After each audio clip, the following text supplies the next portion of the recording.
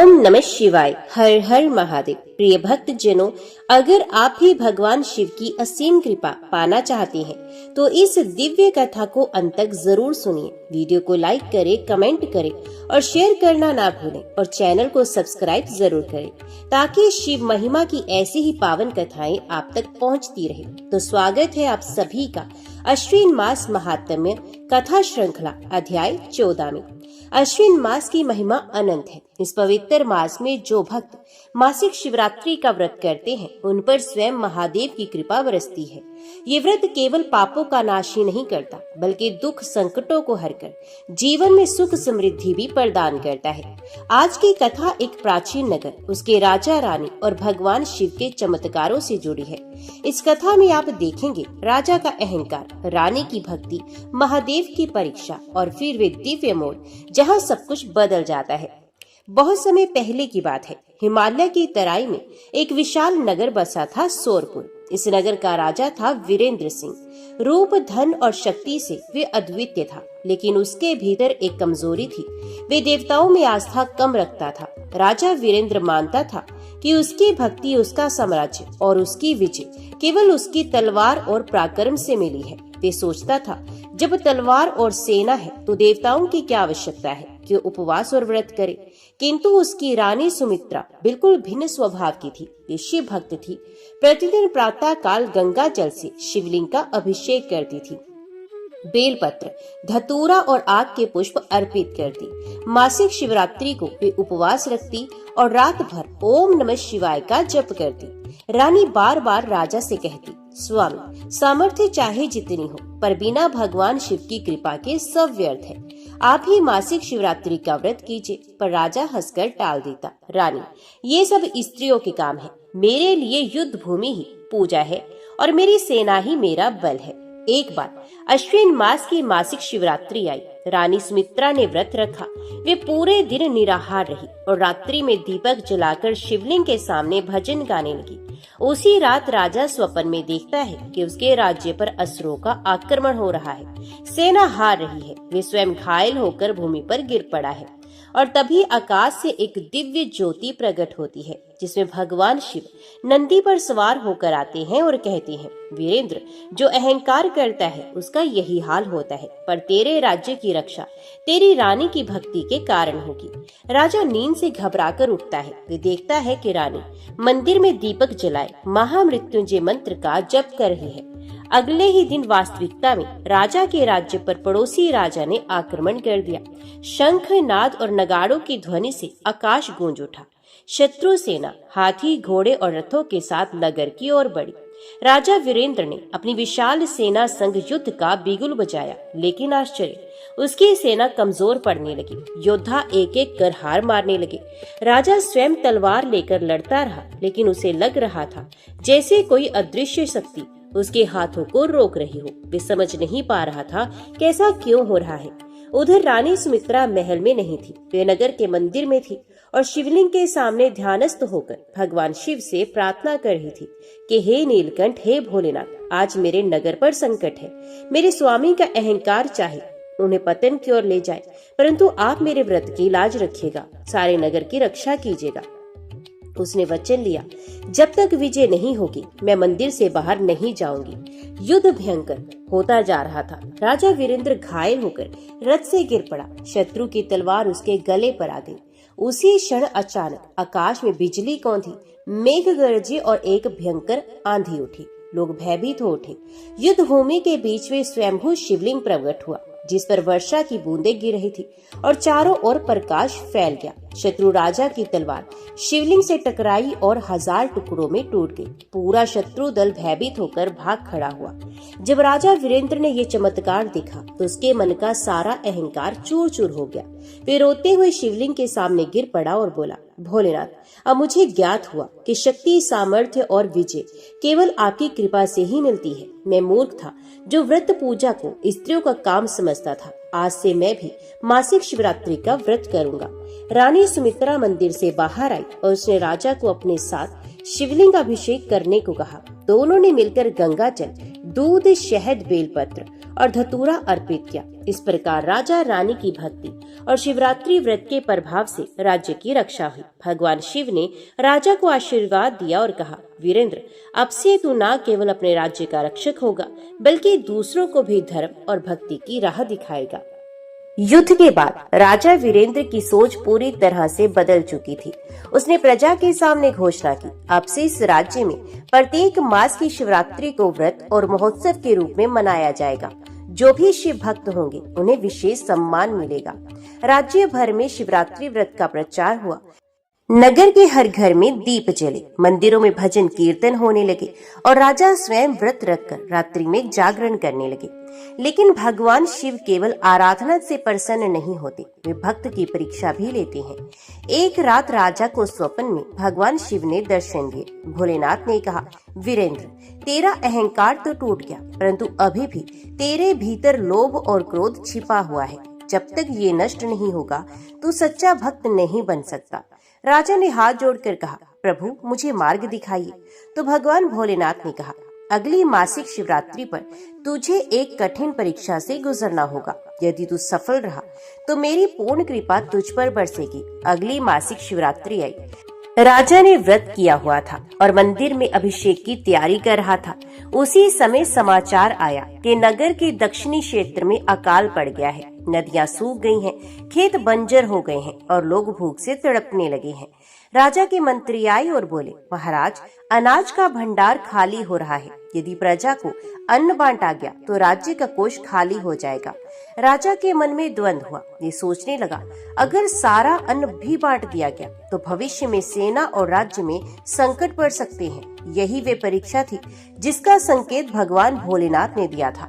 रानी सुमित्रा ने राजा को समझाया और कहा, स्वामी, याद कीजिए, शिव ने कहा था कि अगली शिवरात्रि पर आपकी परीक्षा होगी। अकाल का संकट संयोग नहीं, ये भोलेनाथ की लीला है। अगर आप आज लोभ छोड़कर प्रजा को अन्न देंगे तभी शिव की कृपा सच्चे अर्थों में मिलेगी। राजा ने मन में ठान लिया कि जो होगा देखा जाएगा। मेरे लिए राज्य से बड़ा शिव का आदेश और प्रजा का जीवन है। राजा ने आदेश दिया कि कोष और भंडार सब प्रजा में बांट दिए जाएं। अनाज, सोना, वस्त्र सब दरिद्र और भूखों को दे दिया गया। मंत्री घबराने लगे और कहने लगे कि महाराज, ये तो राज्य को कंगाल बना देगा। लेकिन चमत्कार हुआ। जैसे ही राजा ने अंतिम अनाज का दाना दान किया, आकाश में बादल घेराए। 3 दिन लगातार वर्षा हुई। नदी तालाब लबालब भर गए। खेतों में हरियाली छा गई। प्रजा झूम उठी और सबने कहा कि ये भगवान भोलेनाथ की कृपा है। महाराज का त्याग सफल हुआ। परंतु इसी बीच पड़ोसी राजा का समाचार मिला कि वीरेंद्र का भंडार खाली हो गया है। तो उसने सोचा, अब सोरपुर कमजोर है, ये अवसर अच्छा है आक्रमण करने का। वे सेना लेकर नगर की सीमा तक पहुंच गया। लेकिन इस बार युद्ध से पहले ही एक विचित्र घटना हुई। रानी सुमित्रा शिवलिंग के पास दीप जलाकर बैठी हुई थी। उस दीपक की लो अचानक आकाश तक उठी और दुश्मन सेना की आंखों को चकाचौंध कर गई। हाथी भागने लगे, घोड़े बेकाबू हो गए और सैनिक भयभीत होकर एक दूसरे को मारने लगे। पड़ोसी राजा ने समझा, ये कोई साधारण नगर नहीं, यहाँ स्वयं शिव की शक्ति विराजमान है। वे बिना युद्ध किए ही वापस लौट गया। रात को शिव पुण्य स्वप्न में प्रकट हुए और कहने लगे, वीरेंद्र, तूने अपनी परीक्षा में सफलता प्राप्त की है। तूने लोभ का त्याग किया और प्रजा को अन्न दिया। अब तेरा राज्य कभी अकालग्रस्त नहीं होगा। तू और तेरी रानी मेरे परम भक्त कहलाओगे। राजा और रानी दोनों शिव चरणों में कृतज्ञ हो उठे। अकाल दूर होने के बाद सोरपुर नगर में खुशियां लौट आई। खेत हरे भरे लहलहाने लगे। बाजारों में चहल पहल बढ़ गई। लोग गाते बजाते महादेव के भजन करने लगे। राजा और रानी प्रतिदिन शिव मंदिर जाते और मासिक शिवरात्रि का व्रत अब पूरे राज्य में पर्व की तरह मनाया जाने लगा। लेकिन समय के साथ एक नई चिंता खड़ी हुई। राजा रानी के कोई संतान नहीं थी। मंत्री और प्रजा बार बार कहते थे, महाराज, आपके बाद राज्य का उत्तराधिकारी कौन होगा? बिना संतान के वंश कैसे चलेगा? राजा वीरेंद्र को दुख तो होता, परंतु वे कह देता, सब महादेव की इच्छा है। रानी सुमित्रा भी मन ही मन संतान की कामना करती और हर शिवरात्रि पर विशेष प्रार्थना करती कि हे भोलेनाथ, यदि मैं आपकी सच्ची भक्त हूँ तो मुझे एक पुत्र दीजिए जो आपके गुणों से युक्त हो। एक रात रानी को स्वप्न आया। उसने देखा कैलाश पर्वत पर बर्फ की श्वेत चोटियां चमक रही हैं। वहाँ भगवान शिव और माता पार्वती सिंहासन पर विराजमान है। शिव ने कहा, सुमित्रा, तेरी भक्ति से मैं प्रसन्न हूँ। शीघ्र ही तुझे पुत्र रतन की प्राप्ति होगी, परंतु ध्यान रहे, ये पुत्र तेरा ही नहीं, मेरे व्रत का फल भी होगा। इसका जीवन आसान नहीं होगा। रानी ने श्रद्धा से प्रणाम किया। कुछ महीनों के बाद रानी ने पुत्र रतन की गर्भधारण की सूचना दी। पूरा राज्य आनंद से भर गया। ढोल नगाड़े बजे, मंदिरों में विशेष पूजा हुई। लेकिन इसी के साथ शुरू हुई कठिनाइयां। रानी को बार बार रोग घेरने लगे, कभी तेज बुखार, कभी अज्ञात पीड़ा। वैद्यराज भी असमर्थ हो गए। अश्विन मास की मासिक शिवरात्रि आई। उस रात अचानक रानी की स्थिति गंभीर हो गई। उसका श्वास रुक रुक कर चल रहा था। पूरे महल में हाहाकार मच गया। लोग कहने लगे, हे भगवान शिव, ये कैसी परीक्षा है? जब संतान आने वाली है तब रानी का जीवन संकट में पड़ गया। राजा व्याकुल होकर मंदिर की ओर दौड़ा। वे शिवलिंग के सामने गिर पड़ा और रोते हुए बोला, भोलेनाथ, आप चाहे मेरा राज्य ले लीजिए, पर मेरी रानी को बचा लीजिए। राजा की प्रार्थना पर शिव प्रकट हुए। उन्होंने कहा, वीरेंद्र, ये अंतिम और सबसे कठिन परीक्षा है। यदि तू वास्तव में मेरी भक्ति करता है तो आज पूरी रात मंदिर में जागरण कर ओम नमः शिवाय का जाप करना होगा। यदि तेरा मन एक क्षण भी विचलित हुआ तो रानी का जीवन समाप्त हो जाएगा। राजा ने प्रणाम किया और संकल्प लिया। रात गहरी होती गई। कभी आंधी आई, कभी महल से दुख भरी पुकारी आई, कभी मन में संदेह उठता, क्या रानी बच पाएगी? लेकिन राजा ने नेत्र बंद किए और केवल शिव मंत्र का जाप करता रहा। ओम नमः शिवाय, ओम नमः शिवाय, ओम नमः शिवाय। रानी के कक्ष में उसकी स्थिति नाजुक होती जा रही थी। वैद्य हार मान चुके थे। प्रजा महल के बाहर दीप जलाकर प्रार्थना कर रही थी। भोर का समय आया। राजा का जाप पूर्ण हुआ। उसी क्षण मंदिर के शिवलिंग से प्रकाश फैलने लगा। मंदिर के पुजारी ने देखा कि शिवलिंग से गंगा की धारा निकलकर रानी के कक्ष की ओर गई। वे दिव्य जल रानी के शरीर पर गिरा और चमत्कार हुआ। रानी का श्वास सामान्य हो गया। उसका चेहरा दमकने लगा और उसने धीरे से आंखें खोल दी। पूरा नगर हर हर महादेव के जयघोष से गूंज उठा। कुछ समय के बाद रानी ने एक सुंदर पुत्र को जन्म दिया। उसका नाम रखा गया शिवांश, अर्थात शिव का अंश। जन्म लेते ही बालक के शरीर से मंद मंद तेज निकल रहा था। ज्योतिषियों ने बताया, ये बालक महान होगा, राज्य की रक्षा करेगा और महादेव की भक्ति का प्रतीक बनेगा। ओम नमः शिवाय। हर हर महादेव। हिंदू धर्म में महाशिवरात्रि एवं मासिक शिवरात्रि का अत्यंत महत्व है। इस दिन भक्तजन भगवान शिव का 4 पहर में पूजन करते हैं। प्रत्येक पहर का पूजन विशेष फलदायी होता है। पहले पहर में धन की प्राप्ति, दूसरे पहर में सुख समृद्धि, तीसरे पहर में रोग नाश और चौथे पहर में मोक्ष की प्राप्ति होती है। कथा कहती है कि 4 पहर की पूजा करने वाला भक्त जीवन के सभी दुखों से मुक्त होकर शिवलोक को प्राप्त करता है। पहले पहर की पूजा सूर्यास्त के बाद की जाती है। इस समय भगवान शिव पर गंगा जल और दूध का अभिषेक किया जाता है। बेलपत्र, धतूरा और चंदन अर्पित कर दीपक जलाया जाता है। प्राचीन समय में एक शिकारी था जो वन में शिकार करके जीवन यापन करता था। एक दिन शिवरात्रि के अवसर पर वे शिकार की तलाश में वन में गया। वे पेड़ पर बैठकर इंतजार करने लगा। उसी समय एक हिरणी वहां आई। शिकारी ने तीर चलाने की तैयारी की, लेकिन तभी उसके हाथ से कुछ बेलपत्र नीचे गिर गए जो वहां स्थित शिवलिंग पर चढ़ गए। पहला पहर था और अनजाने में ही उसका पूजन हो गया। हिरणी ने शिकारी से विनती की, हे शिकारी, मुझे मत मारो, मैं गर्भवती हूँ। पहले अपने बच्चों को जन्म दे लो, फिर लौट आऊंगी। शिकारी ने दया की और उसे जाने दिया। उस रात उसने भोजन नहीं किया और जागरण में रहा।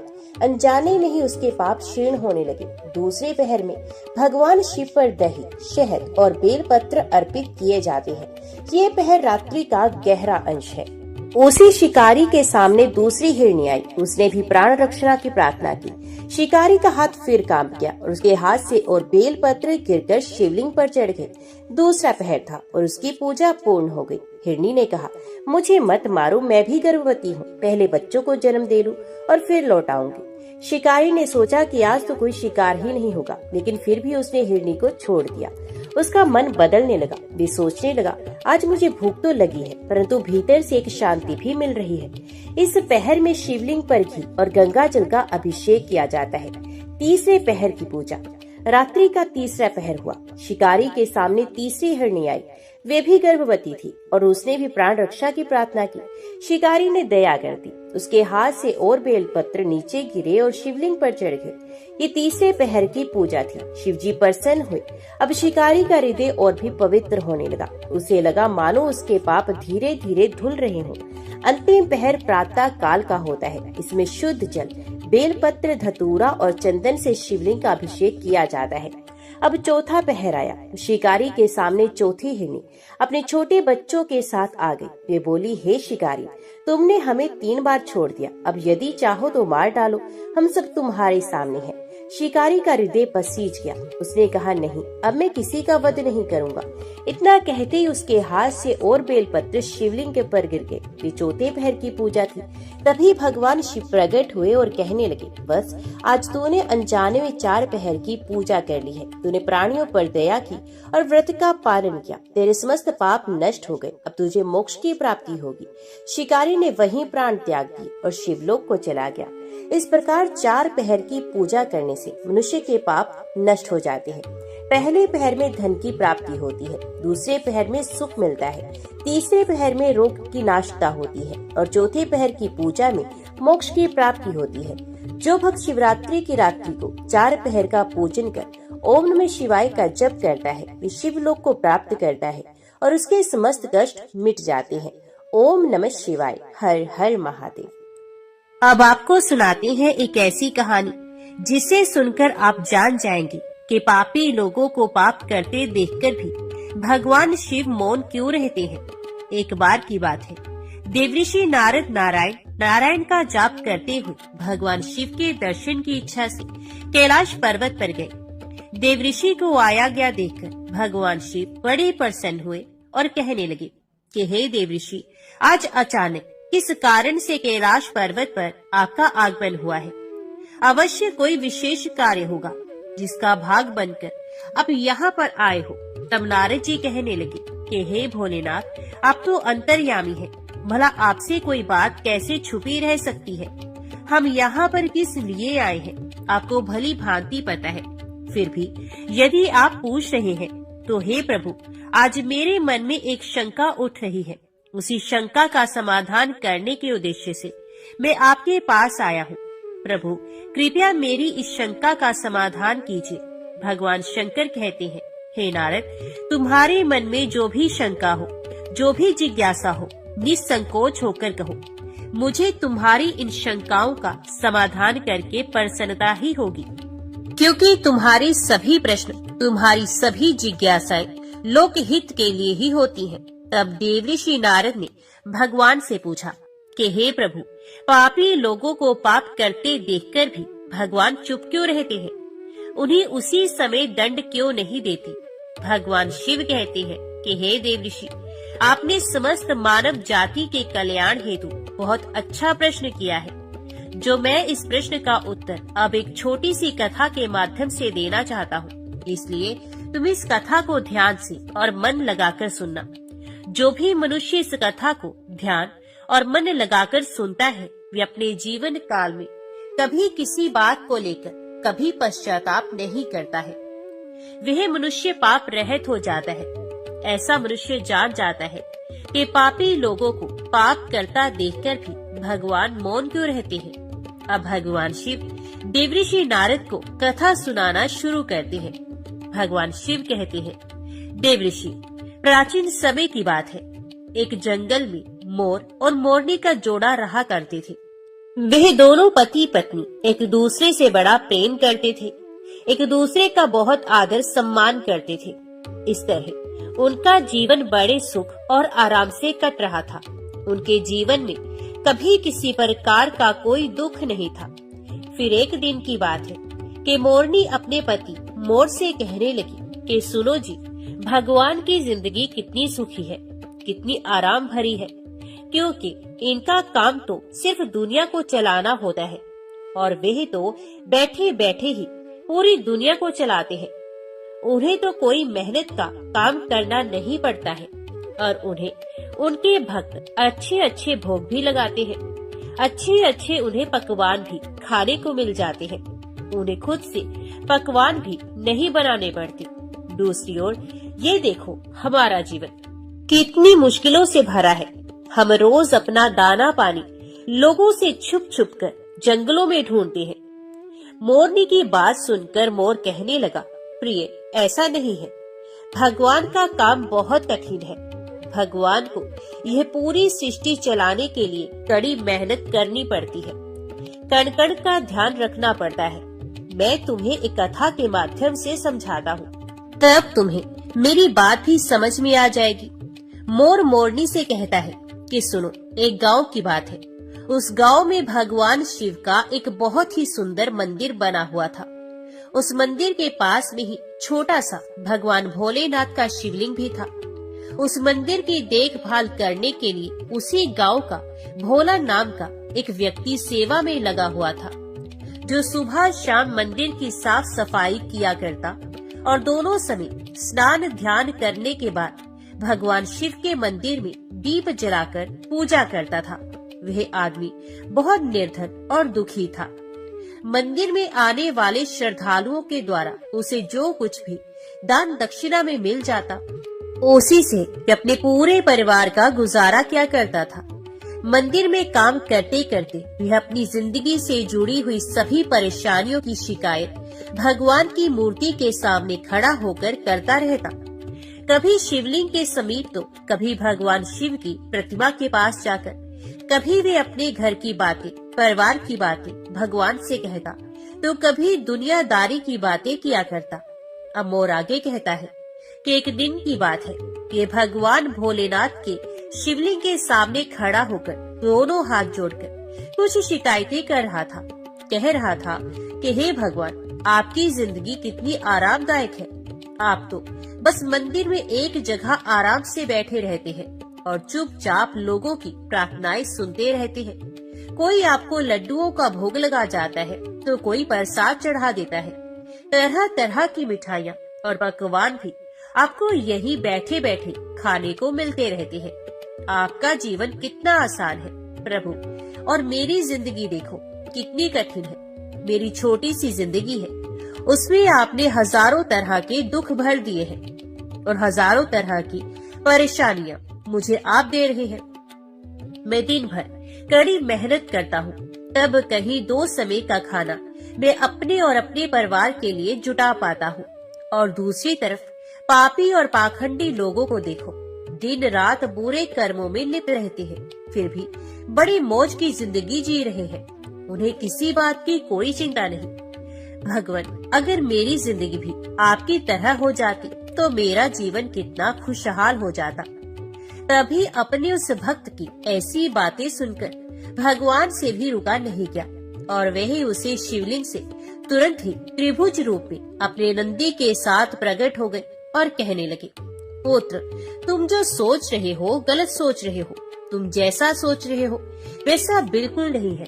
दूर से देखने पर सबका जीवन अपने जीवन से अच्छा और दूसरों का जीवन ही दिखाई देता है। जब हमें उसकी वास्तविक जिंदगी का पता चलता है तब समझ में आता है कि ये तो मुझसे भी गया गुजरा जीवन जी रहा है। तुम मेरी जिंदगी को बड़ा आसान समझ रहे हो ना। मेरा जीवन उतना आसान नहीं है जितना तुम समझ रहे हो। मुझे भी बहुत सारी बातें देखनी पड़ती है, बहुत सारी व्यवस्थाएं बनानी पड़ती है। मुझे हर समय बहुत सारी चिंताएं लगी रहती है कि अच्छे के साथ अच्छा कैसे हो, बुरे के साथ बुरा कैसे हो। ये सब सोचना पड़ता है। अगर कोई असहाय को रुलाता है, कोई पीड़ित को पीड़ित करता है, तो मुझे उसकी रक्षा करनी पड़ती है। जिम्मेदारी को जिस दिन तुम समझ जाओगे उस दिन तुम्हें मेरी मेहनत के बारे में भी पता चल जाएगा। फिर भगवान शिव उस व्यक्ति से कहने लगे कि हे पुत्र, इतना आसान नहीं भगवान बनना। जिस तरह एक पिता बनकर मनुष्य अपनी संतान के लिए अपने दायित्वों को निभाता है, उनके दुख सुख अच्छे बुरे हर बात का ध्यान रखता है, उसी तरह मुझे भी तुम सबका ख्याल रखना पड़ता है। इतनी सारी जिम्मेदारियों को एक साथ निभाना कोई आसान काम तो बिल्कुल नहीं है। अब भगवान शिव की बात सुनकर वे भक्त बोला, प्रभु आप तो बहुत ही भोले भाले हैं, आप ये कैसी बातें कर रहे हैं? आपका काम तो सचमुच में बड़ा ही आसान है प्रभु। जिस तरह से आप पूरा दिन बैठे रहते हैं, आपकी तरह तो मैं भी किसी समय बैठा रहता हूँ तो किसी समय खड़ा रह सकता हूँ, इसमें भला कौन सी बड़ी बात है। भगवान शिव ने देखा कि यह मेरा भक्त ऐसे नहीं मानने वाला, तब वे कहने लगे, पुत्र मैं फिर कहता हूँ कि तुम यह काम बिल्कुल नहीं कर पाओगे जो मैं कर सकता हूँ।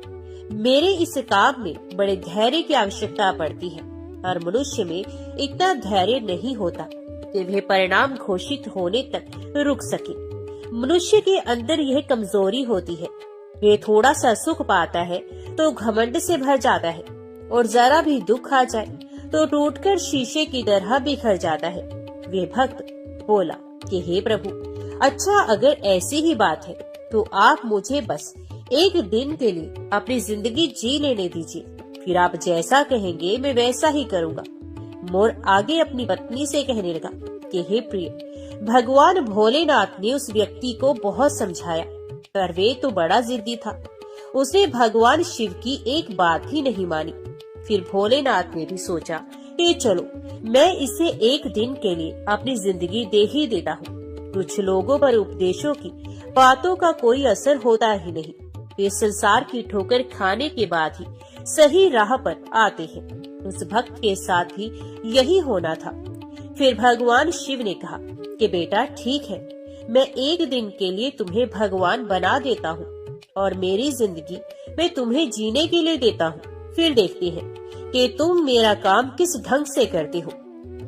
भगवान शिव कहते हैं, और हाँ, मेरी जिंदगी जीने के लिए तुम्हें कुछ शर्तों का पालन भी करना होगा। तब भक्त बोला, हे भगवान, हे भोलेनाथ, मैं तो आपकी सारी शर्तें मानने के लिए तैयार हूँ, बताइए आपकी क्या क्या शर्तें हैं। तब भगवान शिव कहने लगे कि हे पुत्र, तुम ध्यान से सुनो। मंदिर में बहुत सारे लोग आएंगे और जाएंगे, जिसमें अच्छे लोग भी होंगे और बुरे लोग भी होंगे, क्योंकि भगवान पर तो सबका एक समान अधिकार होता है। अगर किसी पिता का एक बेटा नालायक निकले तो क्या वे उसे अपना बेटा नहीं मानेगा? इसी तरह अच्छे बुरे दोनों लोग मेरी संतान हैं, किंतु परिणाम मैं उनके कर्म के अनुसार ही देता हूँ। अब भोलेनाथ आगे कहते हैं कि हे पुत्र, जब तुम भगवान बनकर मेरी जगह पर खड़े रहोगे तो तुम्हें अच्छा कहने वाले लोग भी आएंगे और बुरा कहने वाले लोग भी आएंगे। तब तुम्हें चुपचाप उनकी बातें सहन करनी होंगी और धैर्य के साथ बिना क्रोध किए उनकी बातों को सुनना भी होगा और उनके अच्छे बुरे हर कर्म को भी बारीकी से देखना होगा। तुम्हें अपनी तरफ से कुछ भी अपने भक्त से नहीं कहना होगा, चाहे कुछ भी हो जाए। उस भक्त ने कहा, ठीक है प्रभु, मुझे आपकी ये सारी शर्तें स्वीकार है। अब तो भगवान भोलेनाथ ने उस भक्त से एक दिन के लिए अपनी जिंदगी बदल ली। फिर एक दिन के लिए उसे भगवान ने शिवलिंग में विराजमान कर दिया और स्वयं सेवक बनकर मंदिर की सेवा करने लगे। फिर जब कुछ समय बीता तो क्या हुआ कि उसी नगर का एक धनी सेठ उस मंदिर में माथा टेकने के लिए आया और वे भगवान के आगे हाथ जोड़कर प्रार्थना करने लगा कि हे भगवान, मैंने अरबों रुपए लगाकर एक बहुत बड़े कारखाने का निर्माण कराया है। मुझे आप ऐसा आशीर्वाद दीजिए कि मेरा कारखाना बहुत तेजी से चलने लगे और मैं उससे बहुत सारा धन कमा सकूं। वे सेठ ऐसी प्रार्थना करने के बाद माथा टेकने के लिए जब नीचे झुका तो उसकी जेब से पैसों का भरा हुआ बटुआ निकलकर जमीन पर गिर पड़ा, लेकिन सेठ को अपना बटुआ दिखाई नहीं दिया, जिससे वे वहां से उठकर जाने लगा। उधर शिवलिंग में विराजमान भगवान शिव का भक्त ये सब देख रहा था। उसने देखा कि अरे, सेठ का बटुआ तो यहीं पर गिर गया है। एक बार तो उसके मन में आया, क्यों ना वे सेठ को आवाज लगाकर उसे कह दे कि तुम्हारा बटुआ यहीं पर गिर गया है। लेकिन अगले ही क्षण उसे भगवान शिव की शर्त याद आ गई, इसलिए वे कुछ भी नहीं बोला, वहीं पर विराजमान रहा। भोलेनाथ ने कहा, चाहे अच्छा हो या बुरा हो, तुम्हें बिल्कुल नहीं बोलना है। यही सोचकर भगवान बना हुआ भक्त चुप रहा। तभी उस मंदिर में एक बहुत ही गरीब आदमी आया और वे भगवान भोलेनाथ के शिवलिंग के समीप खड़ा होकर कहने लगा, हे भगवान, मैं बहुत गरीब आदमी हूँ। इस गरीबी में बड़े दुख और कष्ट का जीवन जी रहा हूँ। अब तो परिवार का पेट पालना भी मुश्किल हो रहा है। घर पर बीमार माँ है, उसका इलाज कराने के लिए मेरे पास पैसे तक नहीं है। मैं कहाँ से व्यवस्था करूँ? प्रभु, कुछ समझ नहीं आ रहा। आगे मेरा जीवन कैसे चलेगा? प्रभु, आज तो मेरे पास मात्र 10 रुपए हैं। इनसे ना तो एक समय का राशन आ पाएगा और ना ही मेरी माँ की दवाई। कुछ कृपा कर दो भोलेनाथ, ताकि मेरी जरूरतें पूरी हो जाए। ऐसा कहकर बड़े दुखी मन से वह आदमी जब मंदिर से बाहर जाने लगा, तभी उसकी नजर पैसों से भरे एक बटुए पर पड़ी। उसने वह बटुआ तुरंत उठा लिया और उसमें बहुत सारे पैसे देखकर वे मन ही मन खुश होने लगा और भगवान को धन्यवाद देने लगा कि हे भोलेनाथ, आप तो वास्तव में बड़े महान हो। आपने मेरी प्रार्थना इतनी जल्दी सुन ली। अब इन पैसों से मैं अपने परिवार के लिए राशन की व्यवस्था करूंगा और अपनी बीमार माँ का इलाज भी कराऊंगा। फिर उधर भगवान बनकर शिवलिंग में विराजमान भक्त सोचने लगा, अरे ये बटुआ तो उस अमीर सेठ का है और ये गरीब आदमी इसे उठाकर ले जा रहा है। एक बार तो उसके मन में आया कि आवाज देकर इसे बता दूं कि ये बटुआ उसका नहीं बल्कि एक सेठ का है जो वे लेकर जा रहा है। लेकिन तुरंत ही उसे भगवान भोलेनाथ की शर्त याद आ गई, इसलिए वे चुपचाप रहा। अब गरीब आदमी के जाने के बाद मंदिर में एक व्यक्ति और आया। यह तीसरा व्यक्ति एक सैनिक था जो अगले ही दिन अपने राजा के साथ युद्ध करने के लिए जा रहा था। यह मंदिर में भगवान से प्रार्थना करने आया था कि हे भोलेनाथ, उसकी यात्रा सुरक्षित रहे और वे युद्ध के बाद सकुशल अपने घर अपने परिवार जनों के बीच लौट आए। वह सैनिक प्रार्थना कर ही रहा था कि इतने में ही वही व्यापारी अपने कुछ लोगों के साथ मंदिर में आया, जिसका पैसों से भरा हुआ बटुआ मंदिर में गिर गया था। जब सेठ ने उस सैनिक को वहाँ देखा तो उसने सोचा कि जरूर इसी ने मेरा बटुआ उठाया होगा। तब सेठ के कहने पर सेठ के लोगों ने उस सैनिक को पकड़ लिया और उसे पकड़कर ले जाने लगे। यह बात भगवान शंकर बने हुए उस भक्त को बिल्कुल भी सही नहीं लगी, क्योंकि वह सैनिक तो बिल्कुल निर्दोष था। बटुआ तो वह गरीब आदमी लेकर चला गया था। तब भगवान बने हुए भक्त को अपने सामने होता हुआ यह अन्याय का काम बिल्कुल पसंद नहीं आया और वे कहने लगा कि हे सेठ, तेरा बटुआ इसने नहीं चुराया है। तेरा बटुआ तो इसने पहले मंदिर में एक गरीब व्यक्ति आया था तो उसने उठाया है। अब सेठ और उसके आदमी भला भगवान की बात क्यों न मानते। उन्होंने तुरंत सैनिक को छोड़ दिया और उस गरीब आदमी को पकड़ लाए। उससे सेठ का बटुआ भी छीन लिया। तब वह बेचारा बड़ा निराश हुआ। उधर जब एक दिन का समय पूरा हुआ तो भगवान भोलेनाथ मंदिर में आए और उधर भगवान बने हुए उस भक्त ने पूरे दिन का घटनाक्रम भगवान भोलेनाथ को सुनाया और बड़े गर्व से कहा कि हे प्रभु, आज मैंने एक सैनिक के साथ हो रहे अन्याय को होने से रोक लिया। आपने देखा, एक दिन भगवान बनकर मैंने कितना महत्वपूर्ण काम किया है। तब भगवान शिव अपने भक्त की बातें सुनकर कहने लगे कि हे पुत्र, तुमने ये न्याय नहीं अन्याय किया है। तुमने उस गरीब आदमी को पकड़वाकर उसके परिवार के मुंह से भोजन का निवाला छीना है। उसकी बीमार माँ का इलाज होने से रोका है कि तुमने बहुत बड़ा न्याय किया है। ये सेठ बड़ा धर्मी था। उसने पाप करके करोड़ों रुपए की यह दौलत जोड़ी है। गरीबों का पेट काट कर उनके साथ धोखा करके उसने उन पैसों को इकट्ठा किया है। अगर उसका बटुआ छूट गया था तो क्या हुआ, कम से कम किसी गरीब का तो उन रुपयों से कुछ भला हो जाता और सेठ के कुछ पाप भी कम हो जाते। तुमने उस सैनिक को बचाकर भी बहुत बड़ा अन्याय ही किया है। तुम्हें लगता है कि तुमने न्याय किया। यह सैनिक अपने राजा के साथ युद्ध में जाकर एक कमजोर देश का राज्य हड़पने वाला था। जानते हो उस युद्ध में कितने निर्दोष सैनिक मारे जाएंगे। तुमने उसे बचाकर बहुत बड़ा अन्याय किया है। भक्त को भोलेनाथ की इस बात को सुनकर बड़ा पश्चाताप हुआ। तब वे कहने लगा कि हे प्रभु, हे भोलेनाथ, मैं तो वही देख पा रहा था जो मेरी आंखों के सामने हो रहा था।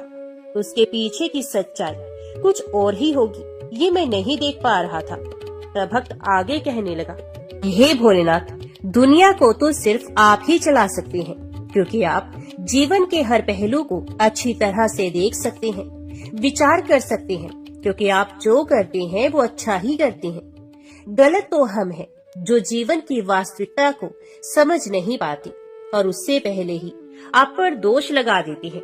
जब हमारे साथ कुछ गलत हो रहा होता है या फिर हमारे मन के अनुसार कुछ नहीं होता है, तो उस समय हम अपना धैर्य खोकर भगवान को ही दोषी मानने लगते हैं। हम ये नहीं समझ पाते कि हमारे साथ हो रहे गलत काम में भी भगवान की कोई न कोई योजना छुपी हुई होती है, जो आगे चलकर हमारे लिए ही हितकारी हो सकती है। फिर वह भक्त भोलेनाथ से कहने लगा कि हे भोलेनाथ, मनुष्य की समझदारी इसी में है कि हमें गंभीरता से काम के आगे और पीछे के परिणाम को अच्छे से सोच लेना चाहिए। अगर आपके साथ आपकी मर्जी के अनुसार कुछ भी नहीं हो रहा है, तो उसे भगवान की मर्जी समझनी चाहिए और आगे भगवान जो करते हैं वो अच्छा ही करते हैं, ऐसा सोचकर सिर्फ और सिर्फ अपने कर्तव्य पर ही ध्यान देना चाहिए। उसके बाद भगवान शिव ने उस भक्त से कहा कि हे पुत्र, क्या अब तुम्हें पता चल गया कि भगवान बनना इतना आसान नहीं है? फिर वे भक्त कहने लगा कि हे भोलेनाथ, आप जितने भोले भाले हैं, उतनी ही सरलता से लोगों के दुख को भी दूर कर देते हैं और उन्हें ज्ञान भी देते हैं। हे प्रभु, अब मैं समझ गया हूँ कि कुछ भी बनना आसान है, लेकिन भगवान बनना बिल्कुल भी आसान नहीं। उसके बाद भगवान भोलेनाथ उस भक्त को तथास्तु कहकर वहाँ से सीधा कैलाश पर्वत पर पुनः पहुँच गए।